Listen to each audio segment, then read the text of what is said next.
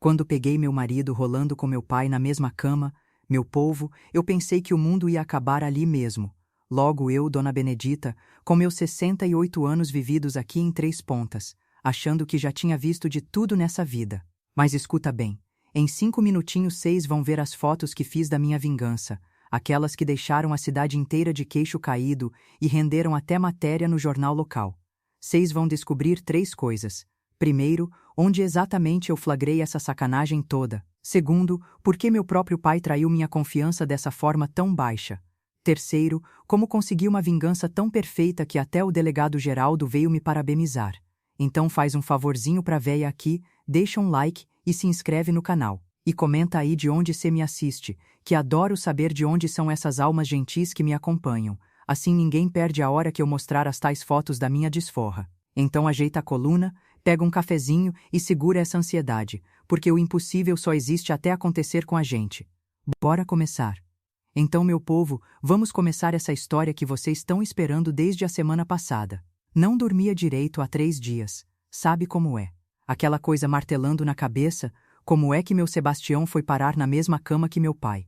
Aí peguei coragem e resolvi ir até o quarto de hóspedes ver se achava alguma pista do que tinha acontecido ali.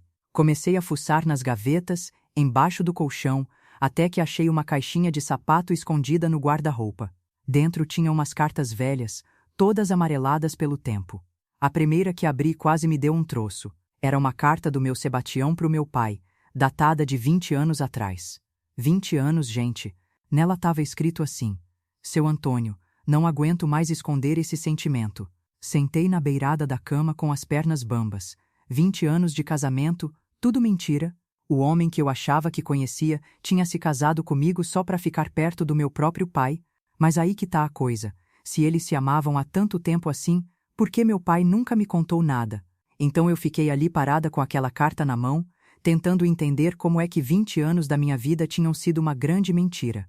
Mas aí resolvi ler o resto das cartas que estavam na caixinha. Tinha umas 10, todas do Sebastião pro meu pai. Uma pior que a outra, falando de encontros escondidos, de como ele sofria fingindo me amar. Até que cheguei na última carta, essa de apenas 2 meses atrás. Nela o Sebastião escrevia: Seu Antônio, agora que descobri a verdade sobre a Benedita, não preciso mais fingir. Que verdade era essa, gente? Que verdade sobre mim que eu mesma não sabia? Continuei lendo e quase caí para trás, quando vi o que estava escrito. Depois que você me contou que a Benedita não é sua filha de sangue, tudo mudou. Minha nossa, senti o chão sumir debaixo dos meus pés. Eu, adotada? Aos 68 anos descobrir que meu pai não era meu pai de verdade e que meu marido sabia disso antes de mim, mas se eu não sou filha do papai, quem são meus pais verdadeiros? E por que ele nunca me contou a verdade? Mas se eu não sou filha do papai, quem são meus pais verdadeiros? E por que ele nunca me contou a verdade? Fiquei ali sentada naquela cama uns 15 minutos, só segurando as cartas e tentando processar tudo isso. Então resolvi procurar mais coisa naquela caixinha maldita. No fundo tinha uma fotografia antiga, toda amarelada. Era uma foto de uma mulher jovem segurando um bebê no colo. Mas aquela mulher da foto não era minha mãe, que morreu quando eu tinha 15 anos. Corri para o quarto dele e comecei a revirar tudo. Na gaveta da cômoda, embaixo de uma pilha de documentos antigos, achei minha certidão de nascimento original. Minha nossa, quando li aquilo quase desmaiei ali mesmo.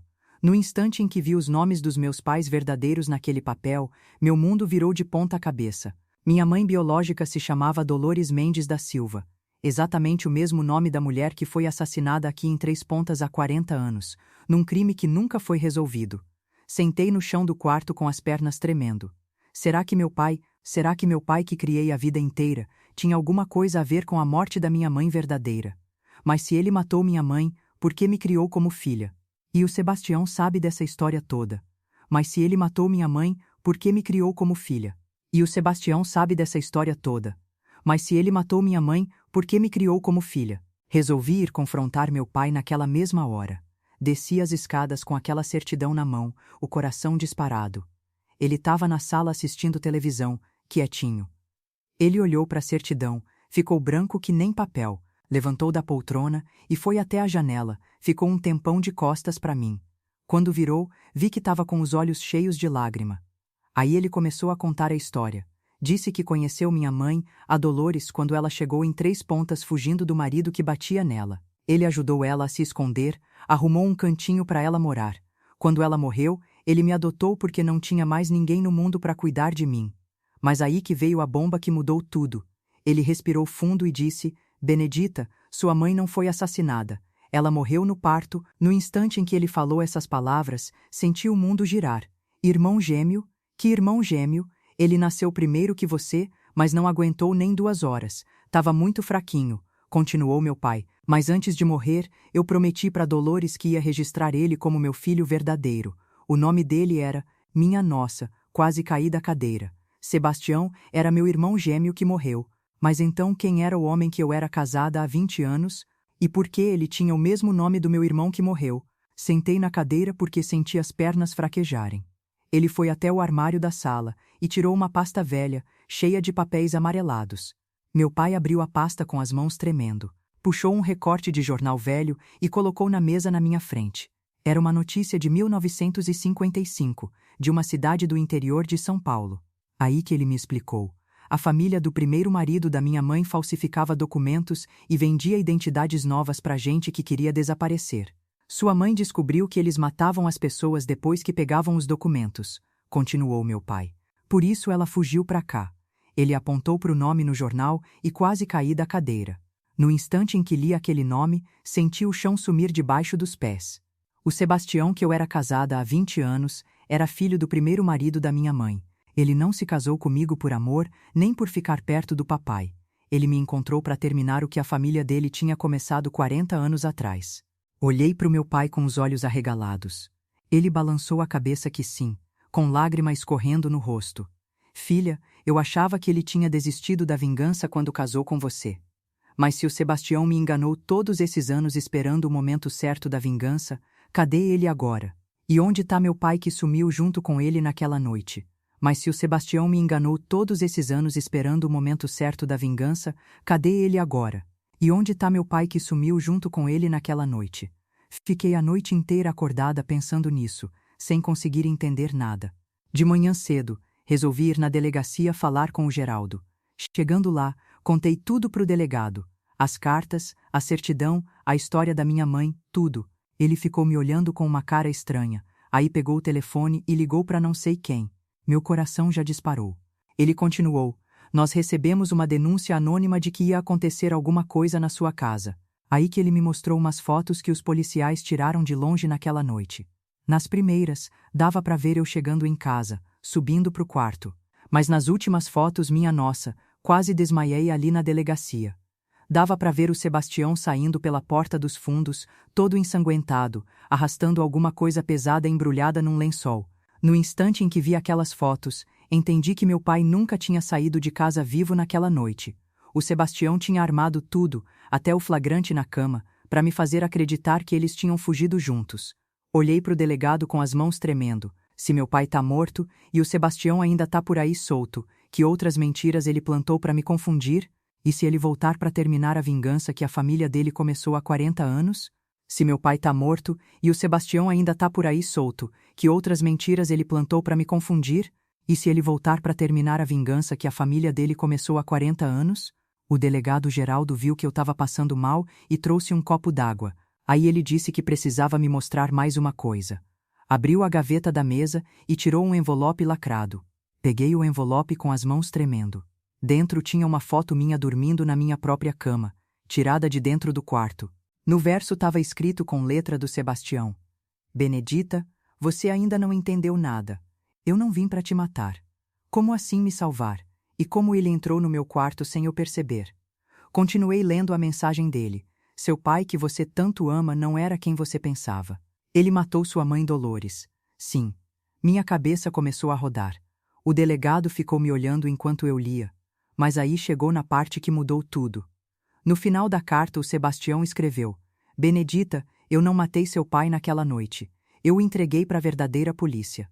No instante em que li aquelas palavras, olhei para o homem que estava me acompanhando na delegacia e senti o sangue gelar nas veias.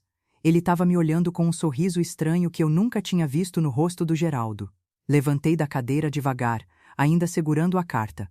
Mas se esse homem não é o Geraldo, quem ele é? E onde está o delegado verdadeiro que eu conheço há tantos anos? Mas se esse homem não é o Geraldo, quem ele é? E onde está o delegado verdadeiro que eu conheço há tantos anos? Aí o falso delegado se levantou da cadeira e foi trancando a porta da sala. Meu coração disparou porque eu sabia que estava numa fria danada. Ele voltou para a mesa com aquela coisa brilhando na mão. Era uma arma pequena, dessas que cabem no bolso. Dona Benedita, a senhora é muito curiosa para a própria segurança. Ele disse com uma voz que agora eu reconhecia de algum lugar, mas não conseguia lembrar de onde. Fiquei ali parada, segurando ainda a carta do Sebastião, tentando pensar numa maneira de sair dali.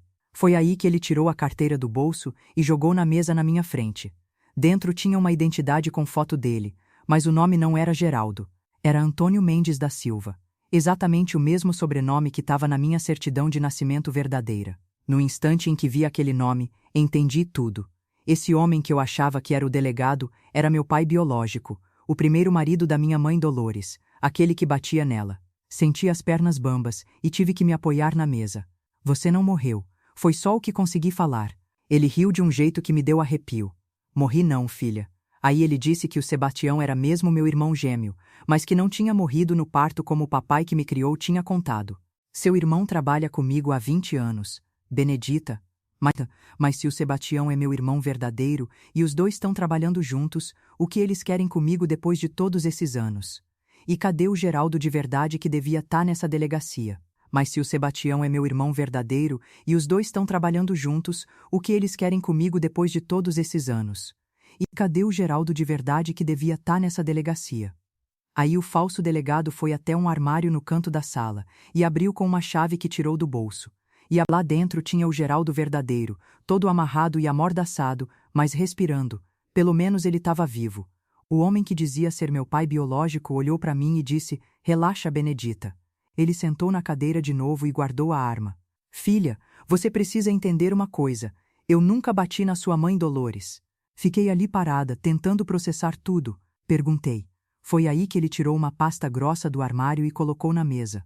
Dentro tinha centenas de fotos de crianças desaparecidas, recortes de jornal, documentos oficiais. "Benedita, eu sou investigador particular há 40 anos." Aí ele abriu uma foto que me deixou sem chão. Era eu com uns 5 anos, no colo de uma mulher que eu não conhecia, numa casa que não era a do papai que me criou. No instante em que vi aquela foto, entendi que tudo que eu sabia sobre minha vida era mentira. Eu não fui adotada porque minha mãe morreu no parto. Eu fui sequestrada quando criança pelo homem que eu chamei de pai a vida inteira. Senti o mundo rodar e tive que me apoiar na mesa. Se o papai que me criou me sequestrou quando era pequena, isso quer dizer que ele realmente era o assassino que matava a mulher em 3 pontas.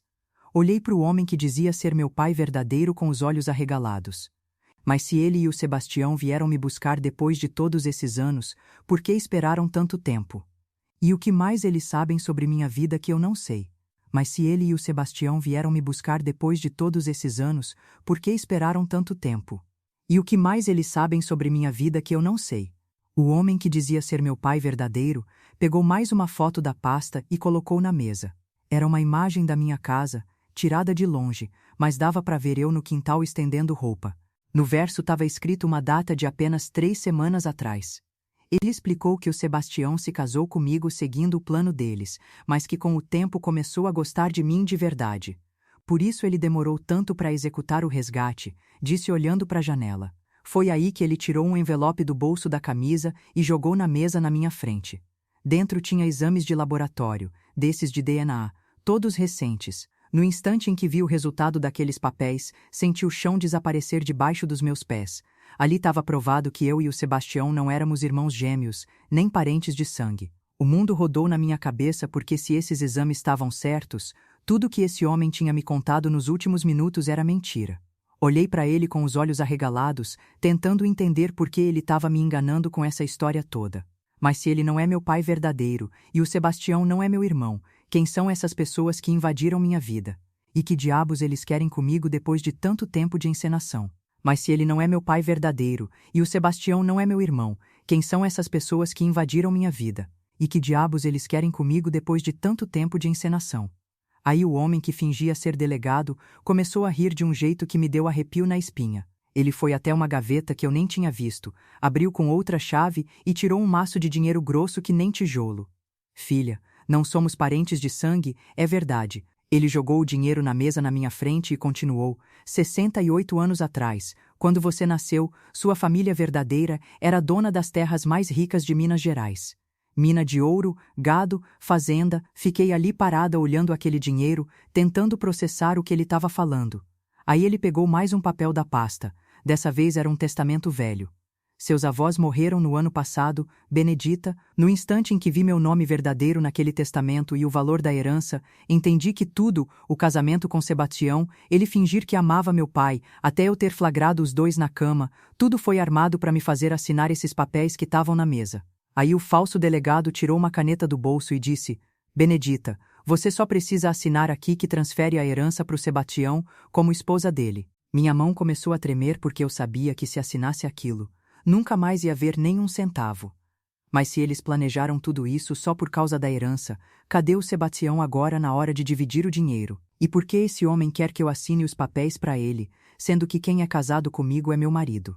Mas se eles planejaram tudo isso só por causa da herança, cadê o Sebastião agora na hora de dividir o dinheiro? E por que esse homem quer que eu assine os papéis para ele, sendo que quem é casado comigo é meu marido?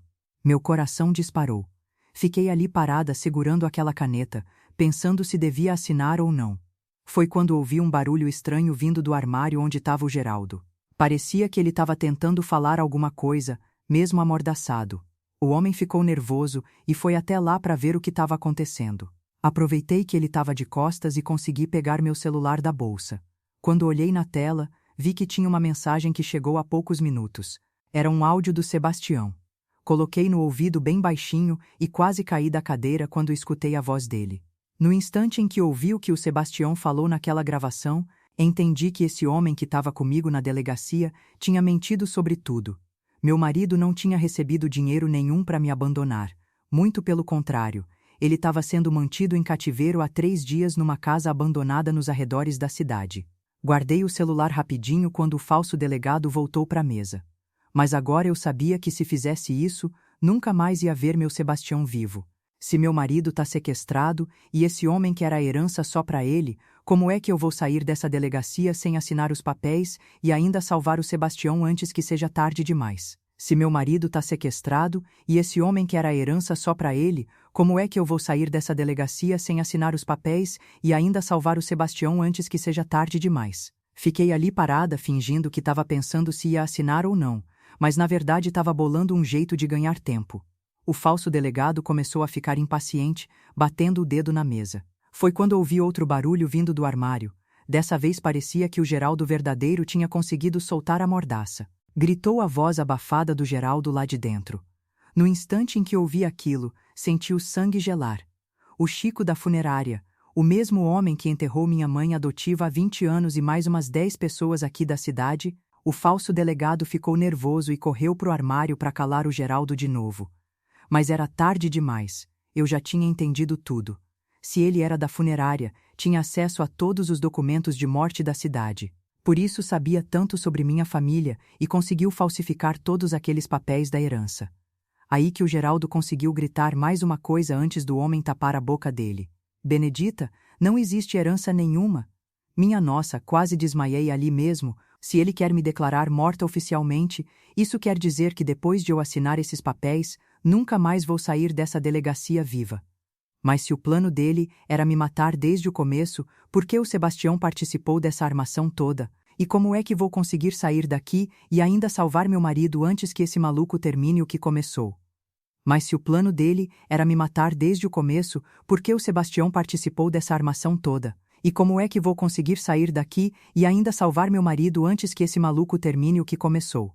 Aí o Chico da funerária voltou para a mesa nervoso, com aquela arma na mão de novo. Benedita, chega de conversa. Mas quando ele jogou a caneta na minha frente, vi que embaixo dos documentos tinha uma foto que me chamou a atenção. Era uma imagem do cemitério da cidade, tirada há poucos dias. Dava para ver ele cavando uma cova nova, mas o estranho é que estava cavando do lado do túmulo da minha mãe adotiva. Minha cabeça começou a rodar porque minha mãe adotiva se chamava Rosa mesmo, e morreu há 20 anos. Mas por que ele já tinha preparado minha cova do lado dela se o plano era só me roubar uma herança que nem existia? Foi aí que o Chico pegou mais um papel da pasta. Dessa vez era uma carta manuscrita, toda amarelada. Quando vi a letra, reconheci na hora. Era da minha mãe Rosa, aquela que me criou. Ele jogou a carta na mesa e disse: "Lê aí, Benedita." No instante em que li as primeiras linhas daquela carta, senti o mundo desabar. Minha mãe Rosa escrevia: "Benedita, filha, se você tá lendo isso é porque o Chico cumpriu a promessa que fez para mim no leito de morte." Larguei a carta na mesa com as mãos tremendo. O Chico tirou os óculos escuros e pela primeira vez vi o rosto dele direito. Tinha os mesmos olhos que eu, o mesmo formato de nariz. Como é que eu nunca tinha reparado nisso em todos esses anos que ele cuidou dos enterros da família? Mas se ele é meu pai biológico e armou tudo isso, por que quer me matar em vez de me abraçar depois de tanto tempo fingindo ser só o dono da funerária? Mas se ele é meu pai biológico e armou tudo isso, por que quer me matar em vez de me abraçar depois de tanto tempo fingindo ser só o dono da funerária? O Chico guardou a arma no bolso e sentou na cadeira na minha frente. "Benedita, eu não quero te matar." Ele pegou a carta da minha mãe Rosa e apontou para o final da página. "Lê o resto, filha." Continuei lendo com as mãos tremendo. Minha mãe escrevia: "O Chico não é só seu pai, Benedita. Ele também é pai do Sebastião." Senti o mundo rodar, porque isso explicava por que meu marido se parecia tanto comigo e porque sempre tivemos essa conexão estranha. Mas aí chegou na parte da carta que mudou tudo. Rosa continuava: "Filha, você e o Sebastião não sabem, mas vocês têm uma irmã mais nova que foi sequestrada quando tinha 5 anos." No instante em que li a última linha daquela carta, senti como se 1000 raios tivessem caído na minha cabeça. Larguei a carta na mesa e olhei para o Chico com os olhos arregalados. A delegada Fernanda que eu conhecia há anos, que sempre me tratou com tanto carinho, que investigou todos os crimes da cidade, ela era minha irmã caçula que a gente pensava que tinha morrido. Se a Fernanda é minha irmã e tá chegando aqui na delegacia a qualquer momento, será que o Chico armou tudo isso para reunir os 3 filhos antes de contar a verdade? Mas então, cadê o Sebastião de verdade? E quem é que tá mantendo ele sequestrado? Se a Fernanda é minha irmã e tá chegando aqui na delegacia a qualquer momento, será que o Chico armou tudo isso para reunir os 3 filhos antes de contar a verdade? Mas então, cadê o Sebastião de verdade? E quem é que tá mantendo ele sequestrado? Aí o Chico olhou pro relógio de novo e disse: "Benedita, a Fernanda não vai chegar aqui hoje." O jeito que ele falou me deu um arrepio na espinha. Levantou da cadeira e foi até uma gaveta que eu ainda não tinha visto ele abrir. Tirou de lá um rádio da polícia, desses que fica transmitindo as conversas dos policiais o dia todo. Ligou o aparelho e aumentou o volume. Era a voz da Fernanda falando com alguém. Encontrei mais um corpo enterrado no quintal da casa. Meu sangue gelou porque reconheci o endereço que ela falou. Era a casa onde eu morava com o Sebastião. Olhei para o Chico com os olhos arregalados e ele disse com uma cara que eu nunca tinha visto: "Benedita, sua irmã Fernanda não está investigando um assassino qualquer." No instante em que ouvi aquelas palavras, senti o chão sumir debaixo dos meus pés. Comecei a tremer dos pés à cabeça porque algumas imagens começaram a aparecer na minha mente. Eu cavando buracos no quintal de madrugada, lavando roupa com sangue na tanque, queimando roupas na fogueira. Mas eu sempre achei que eram pesadelos, não lembranças de verdade. Se eu realmente matei essas mulheres sem lembrar, isso quer dizer que o Sebastião descobriu tudo e armou aquela cena na cama só para fugir de mim. E por que minha própria irmã tá vindo me prender sem saber quem eu sou de verdade? Se eu realmente matei essas mulheres sem lembrar, isso quer dizer que o Sebastião descobriu tudo e armou aquela cena na cama só para fugir de mim. E por que minha própria irmã tá vindo me prender sem saber quem eu sou de verdade? Aí o Chico desligou o rádio e veio sentar do meu lado. "Benedita, o Sebastião não fugiu de você." Ele puxou mais uma pasta de dentro da gaveta, cheia de receitas médicas antigas. Peguei uma das receitas e vi meu nome ali, datada de 15 anos atrás. Medicamento para esquizofrenia, para alucinação, para episódios violentos. Minha nossa, como é que eu tomava esses remédios todos sem nem lembrar? Aí o Chico me mostrou um caderno pequeno, cheio de anotações na letra do Sebastião. Eram anotações sobre meu comportamento. Benedita passou 3 dias sem dormir, falando sozinha no quintal. Acordou de madrugada dizendo que tinha que cavar um buraco. Não lembra de ter queimado as roupas ontem. Foi quando ele abriu a última página do caderno e eu vi algo que me fez querer morrer ali mesmo. O Sebastião tinha escrito: "Descobri que a Benedita não matou essas mulheres." No instante em que li aquela frase, entendi que alguém vinha me envenenando há anos para me fazer acreditar que eu era uma assassina. Mas se não fui eu que matei essas mulheres, quem foi? E quem tá por trás dessa armação toda para me destruir? Olhei para o Chico com o coração disparado.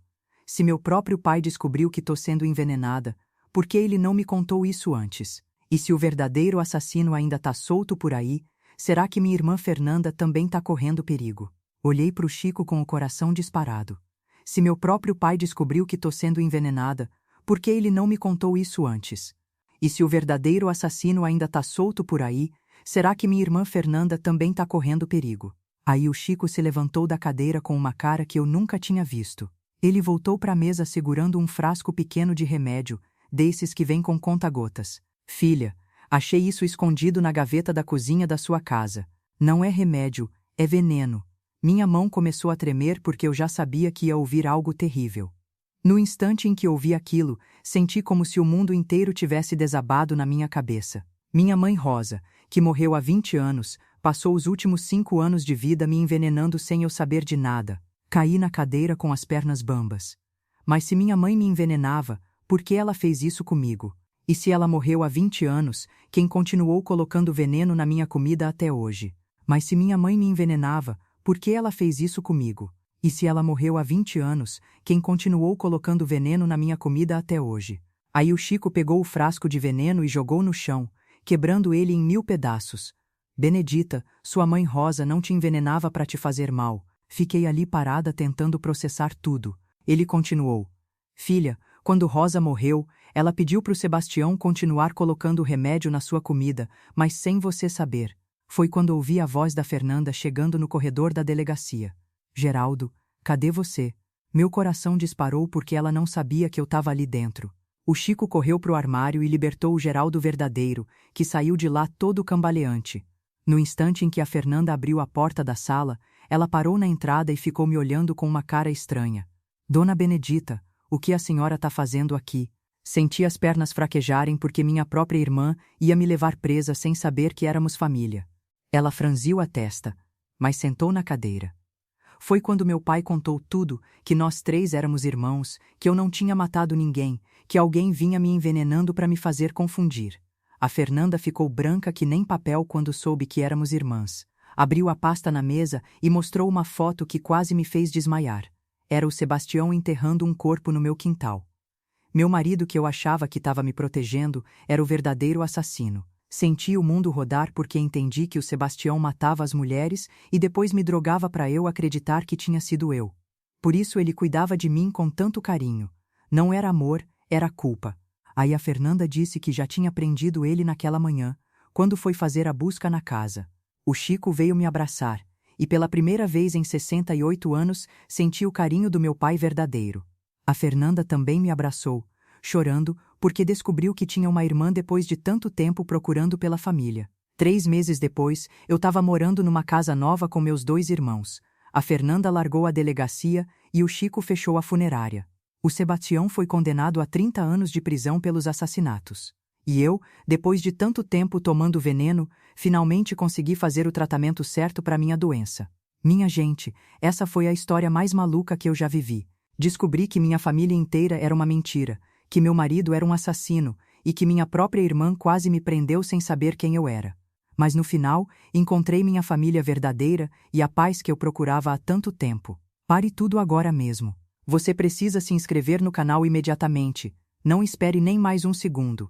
Esmague esse botão de like agora, para que o algoritmo mostre nossas histórias exclusivas para mais pessoas. Este é o momento para demonstrar seu apoio verdadeiro. Inunde a seção de comentários com suas reações sobre esse final. Eu preciso saber o que vocês acharam dessa reviravolta insana. Não espere nem mais um segundo para compartilhar este vídeo com pelo menos 5 amigos que precisam conhecer esta história. Apenas os verdadeiros fãs compreendem a importância de apoiar o canal com essas ações. Se inscreva agora e ative o sininho porque semana que vem tem história ainda mais chocante. Você não vai querer perder.